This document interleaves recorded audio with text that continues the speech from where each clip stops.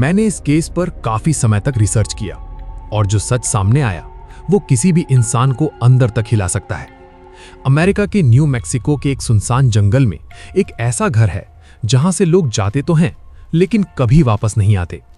ये कहानी है मेहुल की, एक अमीर बिजनेसमैन का बेटा जिसे उसके पिता ने जिम्मेदारी सिखाने के लिए एक पुराने लकड़ी के घर को रेनोवेट करने भेजा।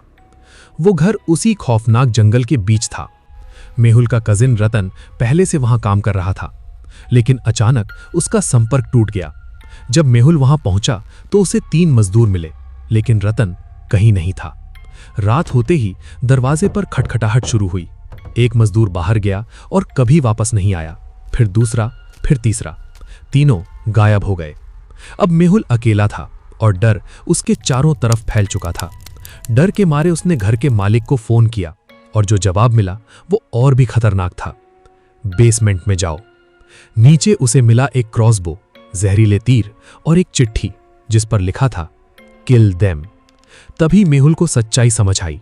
ये कोई भूत नहीं थे, ये थे शेप शिफ्टर्स जो इंसानों का रूप लेकर उनकी जगह ले लेते थे। किचन में उसका सामना एक ऐसे ही क्रीचर से हुआ। वो इंसान जैसा दिख रहा था लेकिन इंसान नहीं था। मेहुल ने हिम्मत जुटाई और उसे क्रॉसबो से मार गिराया। थोड़ी देर बाद रतन उसके सामने आया।